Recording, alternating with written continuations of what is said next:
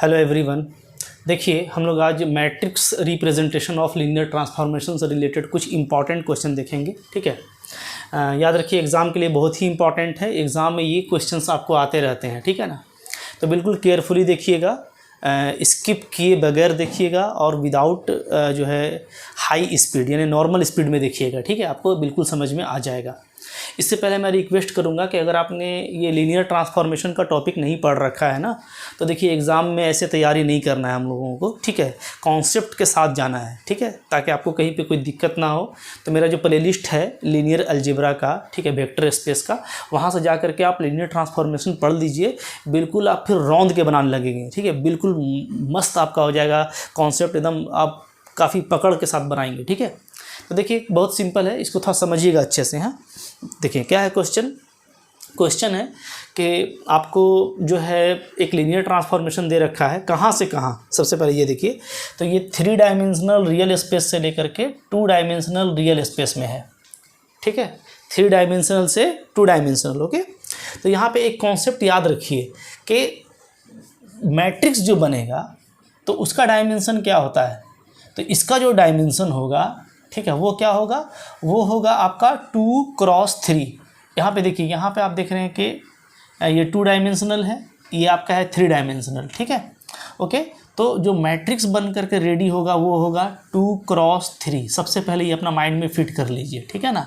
और ये रिजल्ट भी याद रखिए। ओके, मैंने पूरा डिटेल में सब बातें पहले कर रखी हैं। ठीक है, आप जा करके वो पूरा कॉन्सेप्ट कर लीजिए। तो यानी कि 2x3, ठीक है। तो देखिए अगर हम लोग ऑप्शन पे पहले ही नज़र लगा लें तो ये 2x3 है, ये भी आपका 2x3 का मैट्रिक्स है। ये देखिए ये आपका 3x2 है और ये भी आपका 3x2 है। ठीक है, तो ये दोनों तो आपका मोहब्बत से गया, ये तो कभी नहीं होगा।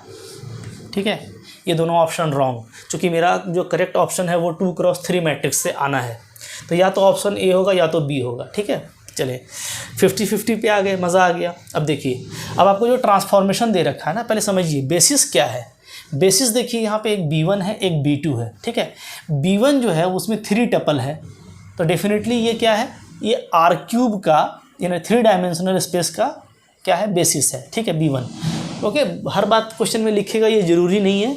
इस तरह का क्वेश्चन देगा तो कुछ बातें बाय डिफ़ॉल्ट आपको समझ नहीं पड़ती। जैसे यहाँ पे 3 टपल है यानी ये 3 डायमेंशनल का है, और B2 में देखिए 2 टपल में लिखा हुआ है, तो डेफिनेटली वो 2 डायमेंशनल स्पेस का पॉइंट है। ठीक है, तो अगर मैं इस तरह से बात करूँ ना, ठीक है, जो मेरा एक तरीका है मैप बना के करने का, तो मैप देखिए मैं अगर बनाऊँ तो ये देखिए आपका मैप हो गया, इधर हो गया आपका B1, इधर हो गया आपका B2। ठीक है, इसके बीच में ट्रांसफॉर्मेशन आपने लगाया हुआ है T। ठीक है, तो B1 के पास में जो एलिमेंट है वो क्या है, वो है देखिए आपका 1 1 1। ठीक है, 1 -1 0 और आपका है 0 1 और 0। ठीक है, ये और B2 के पास में जो है वो है 2 ही पॉइंट है, 1 1 और 1 0। क्लियर है जी, ये दोनों। तो अब देखिए होगा क्या कि डेफिनेटली हमको जो ट्रांसफॉर्मेशन दे रखा है, तो अंडर दिस ट्रांसफॉर्मेशन, ठीक है, मुझको क्या मिलेगा, 1 1 1 का इमेज मिलेगा, इसका मिलेगा और इसका मिलेगा। ठीक है ना जी। अब इसका कुछ भी इमेज मेरे को मिले, जैसे मान लीजिए मेरे इसको इसका इमेज कुछ मिला, तो कुछ भी इमेज मिलेगा तो मैं उसको क्या कर सकता हूँ, इसके लीनियर कॉम्बिनेशन में लिख सकता हूँ। यही होता है। ठीक है, तो देखिए बहुत आसानी से काम करेंगे हम लोग। हाँ, बहुत जल्दी हो जाएगा। आप पहले 1 1 1 को लीजिए, तो 1 1 1 पे इमेज क्या आ जाएगा, देखिए तो T1 1 1 ये आपका आ जाएगा। ठीक है, X भी 1, Y भी 1, Z भी 1, तो 1 + 1 2 और 1 - 1 आपका 0, 2 0 आ गया। ठीक है, अब इस 2 0 को हम लोग क्या करेंगे, with respect to basis B2 लिखेंगे linear combination of this 2 tuple में, तो यानी अल्फ़ा 1 1 प्लस बीटा 1 0। ठीक है, यहाँ से आप अल्फ़ा बीटा का मान देख लीजिए, तो अल्फ़ा प्लस बीटा पहला टपल का सम आ जाएगा। ठीक है, यहाँ से अल्फ़ा, यहाँ से बीटा, और दूसरा में आएगा सिर्फ आपका अल्फ़ा। तो यानी डेफिनेटली अल्फ़ा मेरा क्या हो गया, सेकेंड टपल है, यानी अल्फ़ा मेरा हो गया 0। ठीक है, अगर अल्फ़ा 0 है, ठीक है, तो अल्फ़ा प्लस बीटा 2, तो बीटा क्या होगा, तो बीटा आपका 2 हो जाएगा। ठीक है, यानी अल्फ़ा 0 और बीटा 2। तो जो हम लोग जो मैट्रिक्स निकालते हैं, तो मैट्रिक्स में क्या होता है, कोऑर्डिनेट वेक्टर होता है ना। तो पहला जो कोऑर्डिनेट वेक्टर होगा, यानी अल्फ़ा और बीटा का कलेक्शन वो इसी के लिए होगा, ठीक है।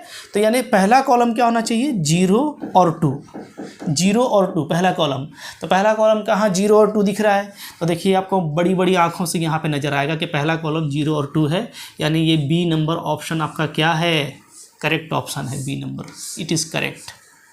आप फॉलो कर रहे हैं। तो देखिए कितना जल्दी, मतलब पूरा आप ऐसा नहीं करेंगे ना कि ट्रेडिशनली आप बनाना शुरू कर देंगे, आप टाइम अपना बचाइए, ठीक है। ये इस तरीके से, हाँ, जैसे मैंने किया, ये मेरा मैच कर जाता दोनों में तो हम आगे फिर बढ़ते, कुछ उस तरह का भी क्वेश्चन है हम लोग देखेंगे, ठीक है।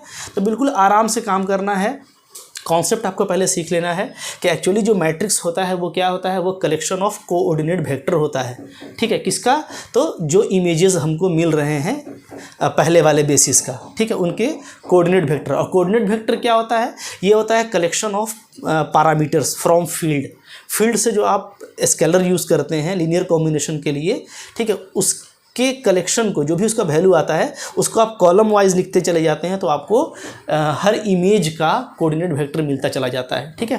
तो 3 वेक्टर है तो तीनों का आप लिखेंगे ना, तो तीनों का आपको तीनों कॉलम मिलेगा और मैट्रिक्स तैयार हो जाएगा। तो बट हमको चूंकि ऑप्शन चूज़ करना था तो ये मेरे लिए करेक्ट हो गया, पहले वो ऑलरेडी दोनों डिस्कार्ड हो चुका था, ठीक है। इसमें -2 और 1 है तो ये पॉसिबल नहीं है, so it is correct 1, clear. इसी तरह का एक क्वेश्चन देखेंगे हम लोग, ठीक है। देखिए जो दूसरा क्वेश्चन दे रखा है आपको वो यहाँ पे है, ठीक है। तो इसमें भी हम लोग देखेंगे, जैसे बनाए थे वैसे ही बनाएंगे हम लोग। यहाँ पे देखिए ध्यान ये देना है आपको कि आपको दोनों में 3 डायमेंशनल है, ठीक है, R3 to R3, तो मैट्रिक्स तो हमको 3x3 ही मिलेगा। तो इस बार आपको सारे 3x3 दे रखे हैं, ठीक है। ट्रांसफॉर्मेशन आपको XYZ का इमेज ये दिया हुआ है, मैट्रिक्स फाइंड आउट करना है रिलेटिव टू बेसिस पे ध्यान दीजिएगा, हड़बड़ में मत देख लीजिएगा, ये आपका स्टैंडर्ड बेसिस नहीं है, ठीक है। मैंने ये आपको बताया है स्टैंडर्ड बेसिस क्या होता है, 1 0 0 0 1 0 0 0 1, वो चूँकि ऑर्डर्ड बेसिस है तो ऑर्डर में होना चाहिए, तो यहाँ पे ऑर्डर में नहीं है, तो ये आपका स्टैंडर्ड बेसिस नहीं है, तो डायरेक्ट लिखने का कोशिश मत कीजिएगा। अगर ये स्टैंडर्ड बेसिस होता तो आप इसको डायरेक्ट लिख सकते थे, वो मैं यहाँ पर डिस्कस करूँगा, ठीक है। पहले मैं इसको देख लेता हूँ। तो तरीका वही होगा हम लोगों का, हम लोग क्या करेंगे, जैसे मैंने आपको बताया था कि अगर आप देखें तो दोनों तरफ एक ही बेसिस है, ठीक है। इधर भी जो बेसिस है वही बेसिस आपका इधर है, ठीक है। और बेसिस में जो एलिमेंट्स हैं वो क्या हैं, वो है 0 1 0, ठीक है, फिर आपका 0 0 1 और आपका 1 0 0, ठीक है। इधर भी सेम है, क्योंकि एक ही बेसिस दे रखा है तो याद रखिए अगर एक ही बेसिस दिया है ना तो दोनों तरफ सेम बेसिस लेना है, ठीक है, क्योंकि सेम स्पेस भी है दोनों तरफ आपका। अब देखिए इसका कोई भी इमेज होगा, ठीक है, तो वो डेफिनेटली क्या होगा, इनके लीनियर कॉम्बिनेशन में लिखा जाएगा, लाइक दैट इसका भी और इसका भी अगर कोई इमेज होता है, ठीक है, तो उसको हम लोग इसके लीनियर कॉम्बिनेशन में लिखेंगे, ठीक है। तो अब देखिए यहाँ पे मैं सबसे पहले 0 1 0 का इस्तेमाल करता हूँ, तो T 0 1 0 ये आपका क्या आ जाएगा, देखिए x को 1 रखिए, x को 0, y को 1, z को 0, तो ये 1 आ रहा है, फिर आपका ये अगेन 1 और ये अगेन आपका 1, ठीक है, 1 ही आ रहा है, बाकी तो 0 है, ठीक है। अब इस 1 1 1 को क्या करेंगे हम लोग, इसको हम लिखेंगे in linear combination of this basis, ठीक है, बाद वाला जो कोडोमेन का है, क्योंकि अब ये इमेज वैल्यू हो गया, ये इमेज के बेसिस में लिखा जाएगा।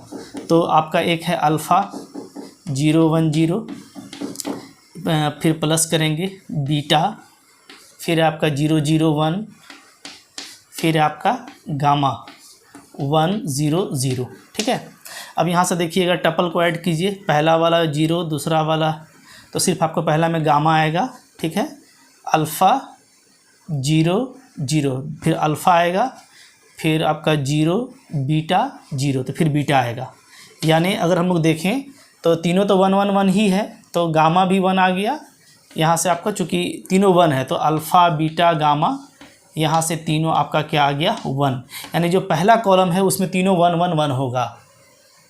तो पहला कॉलम है, इस तीनों में देखिए पहला कॉलम 1 1 1 है, तो अभी तक सिर्फ आपका यही गया, ये कैंसिल हो गया, ये तीनों में देखेंगे, ठीक है। तो हमको एक और आगे बढ़ना पड़ेगा, एक और इमेज पे बात करेंगे, तो T 0 0 1 पे बात कर लेते हैं, ठीक है।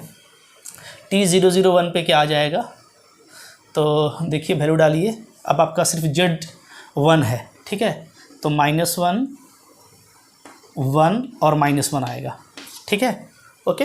अच्छा, यहाँ पे ध्यान दीजिएगा कि बार बार एक ही काम नहीं करना है, क्योंकि इसको भी हमको इसी के लीनियर कॉम्बिनेशन में लिखना है, बस आपका पैरामीटर चेंज कर जाएगा तो ऑर्डर तो वही आएगा।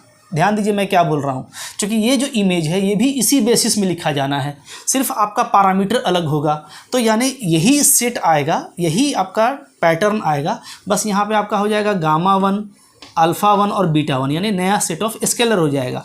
तो आपका फिर से तीनों क्या आ जा रहा है, तो अगर आप देखिएगा तो अल्फ़ा आपको लेना है -1 पहला वाला, ये सॉरी दूसरा वाला ना अल्फ़ा है, तो अल्फ़ा +1 लेना है। बीटा जो है वो आपका थर्ड टपल है, तो -1 β1 α1 बीच वाला 1 β1 आखिरी वाला -1 और γ1 ये आपका शुरू वाला टपल है यानी -1, ठीक है। कंपेयर करके देख लिए, तो जो दूसरा कॉलम है वो है 1 -1 और -1 का, 1 -1 और -1, तो ये आपका देखिए 1 -1 और -1 सिर्फ इसी में है, यानी इट इज़ करेक्ट ऑप्शन, यही आपका करेक्ट है। क्योंकि इसमें आपका देखिए 1 1 0 है तो ये नहीं होगा, इसमें भी आपका कुछ और है तो ये भी नहीं होगा, only one option is correct. और करेक्ट ऑप्शन कौन सा है, सी नंबर। कितना देखिए सिस्टमेटिक है ना, कितना इजी बन रहा है। अच्छा, यहीं पे अगर ये स्टैंडर्ड बेसिस होता, ठीक है, थोड़ा सा मैं आपको बात कर दे रहा हूँ, बहुत ही इंपॉर्टेंट चीज़ है। अगर ये स्टैंडर्ड बेसिस होता तो ये देखिए कितना जल्दी बन जाता। तो उसमें क्या करते हैं हम लोग, याद रखिए, मैं यहाँ पे एक पहले रिमार्क लिख देता हूँ फिर मैं काम करूँगा, ठीक है। इसको मैं हटाता हूँ, ठीक है। देखिए यहाँ पे अगर स्टैंडर्ड बेसिस होता तो ये बेसिस आपका स्टैंडर्ड बेसिस ले लेते हैं, ठीक है, ओके, ध्यान दीजिएगा। हाँ, तो मैं लिख रहा हूँ इन केस ऑफ, यहाँ पे रिमार्क है, ये रिमार्क, ठीक है, क्या, if standard basis is given, अगर आपको स्टैंडर्ड बेसिस दिया हुआ होता, ठीक है। स्टैंडर्ड बेसिस क्या होता है, आपको ऑर्डर में दिया रहता 1 0 0 0 1 0 और 0 0 1, यानी जो x y और z एक्सिस होता है वो आपको रेस्पेक्टिव ऑर्डर में रहेगा। x एक्सिस में 1 0 0, y एक्सिस में 0 1 0 और z में 0 0 1। अगर ये पैटर्न रहेगा ऑर्डर के हिसाब से, देखिए उसमें ये ऑर्डर नहीं था, ठीक है, इसमें आगे पीछे था, इसमें ये ऑर्डर है, तो आप डायरेक्ट टी लिख सकते हैं। जो मैट्रिक्स ट्रांसफॉर्मेशन है ना, टी रिलेटिव टू बी, ये आप डायरेक्ट लिख पाएंगे। क्या करेंगे, कुछ नहीं करना है, आप ना रो वाइज लिखिएगा, ठीक है। 1 कोएफिशिएंट को देखिए 1 1 -1 1 1 -1 ऐसे लिख दीजिएगा, सिर्फ कोएफिशिएंट। यहाँ देखिए 1 1 1, तो सेकेंड रो हो जाएगा 1 1 1 और थर्ड रो x0 है 0 1 -1 0 1 -1, ये आपका डायरेक्ट आंसर हो जाता, ये आपका डायरेक्टली क्या हो जाता, आंसर हो जाता, ठीक है। अगर स्टैंडर्ड बेसिस दिया रहता तो इसका देखिए ये तो हो गया रिजल्ट। ऐसा इसलिए होता है ना कि आप देखिए अगर स्टैंडर्ड बेसिस होगा तो ये क्या होगा, ये होगा 1 0 0, ठीक है, ये होगा 0 1 0 और ये होगा आपका 0 0 1। अच्छा, दोनों तरफ स्टैंडर्ड होना चाहिए, याद रखिएगा, दोनों तरफ स्टैंडर्ड। तो यहाँ पे भी देखिए 1 0 0 0 1 0 और 0 0 1, ठीक है। अब देखिए, अब हम लोग देखेंगे अगर, तो हम ये देखते हैं कि 1 0 0 का, ठीक है, 1 0 0 का इमेज क्या मिलेगा। तो टी ऑफ 1 0 0 आप निकालिएगा, देखिए मैं समझा रहा हूँ, तो आपको वो आ जाएगा, डालने से सिर्फ आपको x1 लेना है, ठीक है, तो आ जाएगा 1 1 और 0, ठीक है, x1 y0 z0, ठीक है। अब इसको आपको क्या लिखना है, लीनियर कॉम्बिनेशन ऑफ दिस। तो देखिए जब आप लीनियर कॉम्बिनेशन लेंगे स्टैंडर्ड बेसिस का तो कितना खूबसूरत आएगा, देखिए मैं दिखा रहा हूँ, alpha 1 0 0 plus beta 0 1 0 plus gamma 0 0 1, यही है, ठीक है।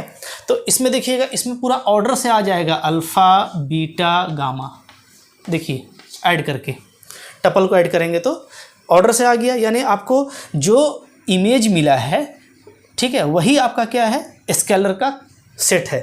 यानी पहला कॉलम क्या हो जाएगा, पहला कॉलम हो जाएगा 1 1 0, ठीक है। दूसरा कॉलम जब आप निकालेंगे तो आपको आ जाएगा 1 1 1, तीसरा कॉलम आप निकालेंगे तो क्या आ जाएगा, -1 1 -1, इसी तरीके से। तो अब इसको करने का ज़रूरत नहीं है, इसलिए कि स्टैंडर्ड बेसिस है, तो जो सेट ऑफ स्केलर है वो ऑर्डर में आ रहा है, तो आपको डायरेक्टली आप अगर देखेंगे ना कॉलम में लिखने का आइडिया, तो x का देखिए कोएफिशिएंट 1 1 0, तो पहला कॉलम हो गया। y का कोएफिशिएंट 1 1 1 1 1 1 हो गया। z का कोएफिशिएंट -1 +1 -1 हो गया। तो कॉलम में लिखेंगे तो इस तरीके से, और उससे आसान है कि कोएफिशिएंट वाइज आप रो बाय रो लिख दीजिए। तो ये आपका एक जो है स्टैंडर्ड बेसिस के काम के रिस्पेक्ट में, अगर एग्जाम में कभी कभार आपको जब स्टैंडर्ड बेसिस दे देता है तो देखते ही बोलिएगा वाव, और जस्ट आप उसको टिक कर दीजिएगा। ठीक है, तो देखिए इस तरह का ये सिंपल क्वेश्चन है। ठीक है, इसी तरह का कुछ हम लोग और भी क्वेश्चन डिस्कस करेंगे, लेकिन वो नेक्स्ट वीडियो में। तो आई होप आपको ये काफ़ी अच्छा लग रहा है तो इसको लाइक ज़रूर कीजिए। ठीक है, एंड डेफिनेटली अगर आप बगैर सब्सक्राइब किए देखते हैं तो सब्सक्राइब कर लीजिए। डेली बेसिस पे इतने सारे कंटेंट हैं कि अगर आप बीएससी के बाद स्पेशली गेट या एमएससी के बाद आप CSIR नेट की तैयारी कर रहे हैं तो डेफिनेटली आपका ही जीत होगा, आप एग्ज़ाम को क्वालिफाई कर लेंगे। बहुत सारे वीडियोज़ हैं। ठीक है, इसको अपने फ्रेंड्स को अपना शेयर भी कीजिए, मेरे चैनल को प्रमोट कीजिए। ठीक है, थैंक यू वेरी मच।